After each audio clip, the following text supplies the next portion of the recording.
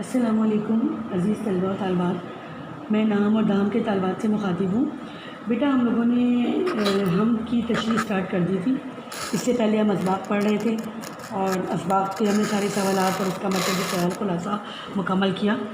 تو 3 سے 4 اسباق ہوئے تھے، اس کے بعد ہم نظم پہ آ گئے اور ہم سٹارٹ کر دیا تھا۔ ہم کی سب سے پہلے میں نے آپ کی تشریح کروائی تھی آپ سب کو، اور ہر شعر کی تشریح میں نے آپ کو سمجھایا اور میں نے آپ کو ہوم ورک بھی دے دیا ہے کہ آپ دوسرا، تیسرا، دوسرا، پانچواں اور آخری شعر آپ اس کی وضاحت کریں گے۔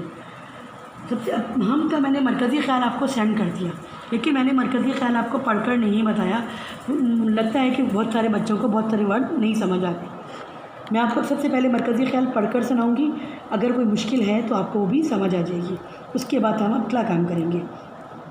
مرکزی خیال آپ کے پاس جو پہنچا ہوا ہے آپ اس کو نکالیں اپنے اس میں اور دیکھیں۔ سب سے پہلے آپ حوالہ نظم لکھیں گے۔ حوالہ نظم میں نے آپ سے یہ بھی کہا تھا کہ آپ جو اس میں اسماعیل میٹھی کے جو آپ کے پاس نوٹ بن لکھا ہوا ہے بک میں پیج نمبر 617 میں، اس میں آپ نے کچھ جو بھی ان کی خاص بات ہے وہ آپ لکھ دیں۔ میں پڑھ کے سنا بھی رہی ہوں۔ حوالہ نظم: آپ کی ولادت 1844 منٹ میں ہوئی۔ آپ کا شمار بچوں کے اہم شاعروں میں ہوتا ہے۔ آپ نے نوجوانوں کے لیے بہت سی اصلاحی اور اخلاقی نظمیں لکھی۔ آپ کا سارا کلام کلیات اسماعیل کے نام سے شائع ہو چکا ہے۔ درسی کتاب میں شامل ہم اسی کلیات سے لی گئی ہے۔ بس یہ کافی ہے یہاں تک۔ اس کے بعد آپ ایک لائن چھوڑیں گے اور پھر مرکزی خیال سٹارٹ کریں گے۔ مولوی محمد اسماعیل میٹھی نظموں کے بادشاہ ہیں۔ اپنی اس حمد میں کہتے ہیں کہ اگر اللہ نہ ہوتا تو کچھ نہ ہوتا۔ اس کا تصور کرنے کی بھی ہمیں ہمت نہیں ہے۔ اس نے آسمان جیسی چھت اور چمکتے ہوئے ستارے بنائے ہیں جو اسی کے حکم کے تابع ہیں، اپنی اپنی تقدیر سے بندھے ہوئے ہیں۔ وہ نہ اپنی حدود سے آگے بڑھتے ہیں اور نہ پیچھے ہٹتے ہیں۔ ان سب کو بنانے والی اللہ کی ایک ذات ہے، یہ جہاں اس کی قدرت اور عظمت کا بے مثال شاہکار ہے۔ اس کے بعد ایک شعر ہے، غور سے سنیے گا اور غور سے سمجھ کے پھر لکھیے گا۔ نہیں اول کو آخر سے جدائی، ورائے عقل ہے تیری خدائی۔ یہ لفظ ہے ورائے، واو رے الف حمزہ بڑی ہے، ورائے عقل ہے تیری، یعنی تیری عقل سے بالا تر ہے اس کی خدائی۔ بے شک اللہ کی حکمت اور دانائی سب سے بالا تر ہے، کوئی اس کا ثانی نہیں۔ وہ لازوال اور لافانی ہستی ہے اور ابد تک قائم و دائم رہے گی۔ پھر ایک شعر لکھوایا میں نے، پھر غور سے سنیں۔ خدایا نہیں کوئی تیرے سوا، اگر تو نہ ہوتا تو ہوتا ہی کیا۔ یہ ساری دنیا اسی کے حکم کے تابع ہیں۔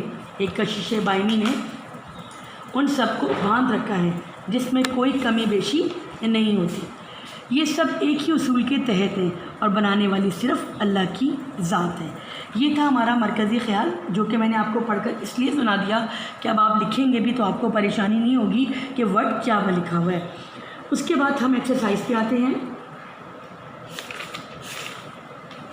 ایکسرسائز میں دیکھیے، درج سوالات کے جوابات دیجیے۔ نظم میں چھت سے کیا چیز مراد ہے؟ نظم میں چھت سے مراد آسمان ہے، جو ہمارے وسیع اور محفوظ چھت کے طور پر ہمارے سروں پر تنا ہوا ہے اور ہماری پوری زمین کو مضبوط حصار میں جکڑا ہوا ہے۔ شاعر نے زنجیر کسے کہا ہے؟ شاعر نے کشش ثقل کو زنجیر کی تشبیہ دی۔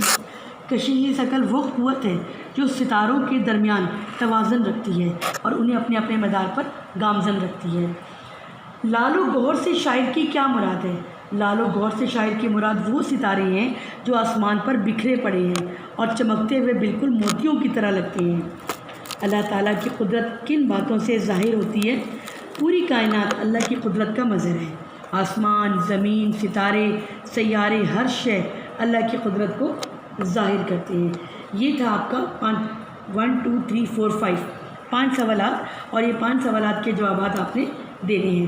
اس کے بعد ہمارے پاس آتا ہے سوال نمبر 2 ہے ہم کا مرکزی خیال، جو کہ میں ابھی آپ کو کروا چکی ہوں۔ تیسرا سوال آپ کے پاس آتا ہے خالی جگہوں میں مناسب لفظ لکھیے۔ یہ آپ کے نظم میں سے ہی، ہم میں سے ہی لکھے ہیں۔ بندے ہیں باہم سخت زنجیر سے، وہ زنجیر کیا ہے؟ ڈیش میں زنجیر آئے گا۔ وہ زنجیر کیا ہے؟ کشش بائنی۔ بنائی ہے تو نے یہ کیا خوب چھت، یہ تیری ہی قدرت کے سب کھیل ہیں۔ یہاں پہ قدرت آئے گا۔ آخری میں دیکھیں، تصور تیری ذات کا ہے محال، ذات اینڈ میں ذات کا لفظ آئے گا۔ اچھا، آپ اس ہم کے پہلے 2 مصرے غور سے پڑھیے آپ نے دیکھا کہ یہ دونوں ایک خاص وزن آواز رکھتے ہیں۔ اس طرح کے چند بامعنی لفظوں پر مشتمل مصرعوں کو یا کلام کو شعر کہا جاتا ہے۔ ہر شعر کے 2 حصے ہوتے ہیں اور ہر حصے کو مصرع کہا جاتا ہے۔ پہلے مصرعے کو مصرع اولا اور دوسرے مصرعے کو مصرع ثانی کہتے ہیں۔ یعنی جو اگر پہلا مصرع ہے اس کو مصرع اولا کہیں گے اور دوسرے مصرعے کو مصرع ثانی کہا جائے گا۔ آپ کے پاس اگزامپل موجود ہے۔ یہ آپ دیکھیں، ایک آپ کو سیمپل دی ہوئی ہے، نشان ہے سمبل اس کا، یہ شعر کا نشان ہے۔ جب آپ ایک تنہا شعر لکھیں گے تو آپ کا یہ ہے، اور عین مصرع کی علامت ہے، یعنی یہ جو عین بنا ہوا ہے یہ مصرع کی علامت ہے۔ جوابات دیجئے۔ اس حمد میں کل کتنے مصرع اور کتنے شعر ہیں؟ مصرع 18 ہیں اور شعر آپ 9 شعر ہیں۔ آپ کاؤنٹ بھی کر لیجئے گا۔ کسی ایک اور نظم کا ایک شعر لکھ کر مصرع اولا اور مصرع ثانی کی نشاندہی کیجیے۔ یہ چھوڑ دیں آپ۔ سوال نمبر 5 ہے، درج ذیل سوالات میں سے درست جواب پر نشان لگائیے۔ ایک شعر میں مصرع ہوتے ہیں 2، 4، 6، 8۔ آپ 2 پہ ٹک لگائیے۔ ہم کے چوتھے شعر میں بن تیل کے چراغوں سے کیا مراد ہے؟ اس کا مطلب ہے ستارے۔ اس دنیا کی ہر چیز قائم ہے کس چیز سے؟ تقدیر سے۔ اس پہ ٹک لگاتے جائیے جو میں لفظ بول رہی ہوں۔ اس نظم میں لفظ آئین کا کیا مطلب ہے؟ طریقہ یا قانون یا ضابطہ یا اصول؟ آپ قانون پہ ٹک لگائیے۔ کائنات میں سب کھیل ہیں کس کے؟ قدرت کے۔ یہ آپ کا پورا ایک چیپٹر کمپلیٹ ہوتا ہے نظم حمد کا، اور حمد کی تعریف آپ نوٹ کر لیجئے کہ وہ نظم ہے جس میں اللہ سبحانہ تعالیٰ کی تعریف بیان کی جائے۔ یہ آپ نے ایکسرسائز میں سوال کے ساتھ یہ جواب آپ نے لکھنا ہے۔ یہ مت سوچیے گا کہ ہمیں آتا ہے ہم نہیں کر رہے، یہ کر لیجئے گا تاکہ آپ کو کبھی بھول بھی جائے تو آپ کو لکھا ہوا آپ کے پاس موجود ہو۔ اچھا، یہ تھا ہمارا نظم حمد کا پورا کام ختم۔ آپ کی اس میں سے ہر چیز پہنچ گئی ہے۔ اب ہمارے پاس نعت ہے، ابھی ہم نعت کو نہیں پڑھیں گے، امین مینائی کی ہے، یہ آپ چھوڑ دیں۔ اس کے بعد ہم آتے ہیں اگلا 127 پیج پر اسٹارٹ کرتے ہیں نذیر اکبر آبادی کا۔ اچھا، نذیر اکبر آبادی کے بارے میں ہم پڑھتے ہیں۔ نذیر اکبر آبادی ان کی ولادت ہوئی 1735 میں اور ان کی وفات 1830 میں ہوئی۔ نذیر اکبر آبادی کا نام ولی محمد اور تخلص نذیر تھا۔ دہلی میں پیدا ہوئے۔ آپ کی والدہ ایک گورنر آگرہ نواب سلطان کی بیٹی تھی۔ احمد شاہ ابدالی نے جب دہلی پر حملہ کیا تو آپ اپنی والدہ اور دادی کے ہمراہ اکبر آباد چلے آئے۔ اس نسبت سے اکبر آبادی کہلائے۔ اردو اور فارسی زبان پر انہیں دسترس حاصل تھی، یعنی بہت عبور حاصل تھا۔ اس کے علاوہ عربی، یورپی، ہندی اور پنجابی زبانوں میں بھی مہارت رکھتے تھے۔ نذیر اردو کے پہلے شاعر ہیں جنہوں نے نظمیہ شاعری کو فروغ دیا۔ آپ کی شاعری کے موضوعات انسان، فطرت اور سماج وغیرہ ہے۔ اچھا، ایک اور بات کہ نذیر اکبر آبادی کو عوامی شاعر بھی کہا جاتا ہے۔ عوام کا کیا مطلب ہوا کہ انہوں نے عوام میں، لوگوں میں کے درمیان رہ کر اپنی شاعری کی، اس لیے ان کو زیادہ تر عوامی شاعر کہا جاتا ہے۔ آپ کی شاعری کے موضوعات انسان، فطرت اور سماج وغیرہ ہیں۔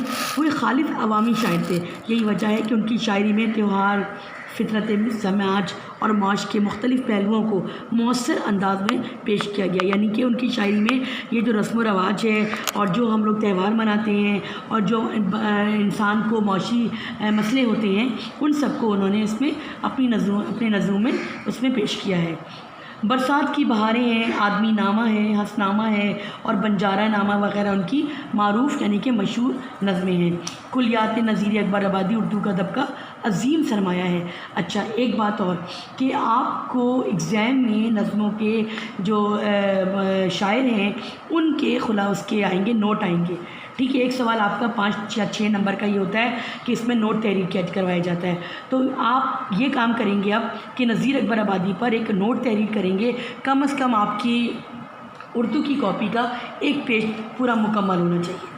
تو یہ آپ اس میں سے بھی دیکھیے گا، اس میں پورا یہ نہیں اتار دیجیے گا، بلکہ اس میں سے تھوڑا سا آپ نیٹ پہ سرچ کریں، نذیر اکبر آبادی کے بارے میں کوئی بک کنسلٹ کر لیں تو آپ ایک بہترین نوٹ تیار کر سکتے ہیں۔ تو آپ ایک نوٹ مجھے تحریر کر کے بھیجیں تاکہ مجھے اندازہ ہو کہ آپ باقی کیسے کریں گے، اور اگر نہیں کرنا آ رہا تو بھی بتائیے گا تاکہ پھر میں اگلا باقی خود کرواؤں۔ لیکن یہ تو کم از کم آپ خود نوٹ کر لیجیے گا نذیر اکبر آبادی پر۔ اب جب آپ کے پاس میرے پاس کاپیاں آئیں، رجسٹر آئے اردو کے، تو اس پہ نذیر اکبر آبادی پر نوٹ تحریر ہوا ہونا چاہیے۔ ہمارے پاس ان کی ایک نظم آتی ہے برسات کا تماشا، جو کہ آج کل آپ دیکھ رہے ہیں کہ ہماری برسات شروع ہو چکی ہے اور اس پہ کیا کیا تماشا ہو رہا ہے، کیا کیا ہو رہا ہے، وہ سب اپنی آنکھوں سے آپ دیکھ رہے ہیں۔ میں اس کی پوری نظم نہیں پڑھاؤں گی، بلکہ 1 سے 2 یا 2 سے 3 اشعار کر لیتی ہوں، کیونکہ یہ نظم زیادہ بڑی ہے۔ خورشید گرم ہو کر نکلا اپنے گھر سے، لیتا ہے مول بادل کر کر تلاش زر سے، آئی ہوا بھی لے کر بادل کو ہر نگر سے، نگر کہتے ہیں بستی بستی، کوچے کوچے، جگہ جگہ سے۔ آدھے آষاڑھ تو اب دشمن کے گھر سے برسے، آدھے آষاڑھ یعنی برسات کے مہینے کو کہا جا رہا ہے کہ آدھے آষاڑھ، آیا چل کے دیکھیں برسات کا تماشا۔ یعنی یہ نذیر اکبر آبادی نے اس بند میں برسات سے قبل کے مناظر پیش کیے ہیں، یعنی اس بند میں برسات سے پہلے کیا کیا ہوتا ہے اس کے مناظر پیش کیے ہیں۔ اچھا، ایک اور بات بتا دوں کہ یہ ہمارے پاس نظم کیا ہے، مخمس ہے۔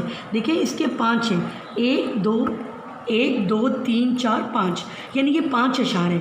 تو 5 اشعار جس کے ہوتے ہیں اس کو مخمس کہتے ہیں، اور اگر یہی چیز اگر ہم 6 پہ لے آئیں گے تو یہ مسدس کہلایا جائے گا، ٹھیک ہے، میم سین دال سین مسدس۔ اور اگر ہمارے پاس صرف ایک مصرع ہے، یہ ہے صرف، تو ہم اس کو ایک لائن ہے تو ہم اس کو مصرع کہیں گے۔ اگر ہمارے پاس یہ 2 ہو جائیں گے تو ہم اس کو شعر بولیں گے، اور اگر 3 اگر آ جائے، صرف 3 آ کے اور اس کے بعد اگلا 3 شروع ہو جائے تو ہم اس کو بولیں گے قطع، قاف توئیں اور عین، قطع۔ انشاءاللہ تعالیٰ جب اسکول شروع ہوگا تو میں آپ کو باقاعدہ بورڈ میں بھی سمجھا دوں گی، لیکن ابھی آپ کو اس لیے سمجھانا ضروری ہے کہ ہم ایک مخمس نظم شروع کر رہے ہیں۔ پیپر میں آتا ہے آپ کے پاس کہ یہ ساخت کے لحاظ سے کون سی نظم ہے، تو آپ بتا سکیں کہ یہ ساخت کے لحاظ سے ہماری یہ نظم مخمس ہے، ٹھیک ہے۔